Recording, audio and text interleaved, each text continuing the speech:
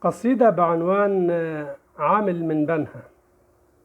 عامل من بنها ده مثل مصري بيضرب للي مطنش، للي يعرف كل حاجة، لكن بيقول لك عامل من بنها يعني ما يعرفش حاجة، رغم ان العكس.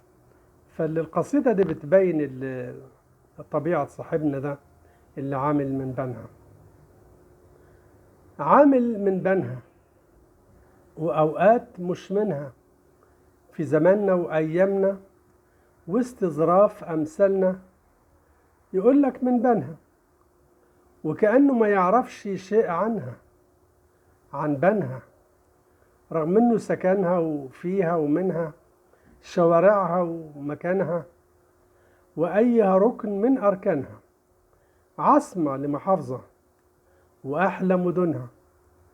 أيوة هي القليوبية روحة وجاية في ساعة عصرية، بيوتها وبنيانها وطيبة سكانها.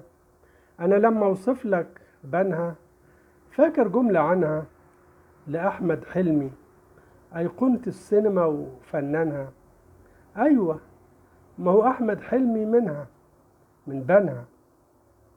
له جملة بليغة وحكمة لما يقولها ويغني على موالها ومنوالها، يتغزل فيها ويتغنى. بنها حلوة زي عسلها وكورنيشها ونيلها، شتاء أو صيف وتحب الضيف، تحب تجيلها. الطيبة عنوانها، بس الله يجازيه معرفش ازاي او ليه، اللي ضربوا مثلها بيه عمل من بنها.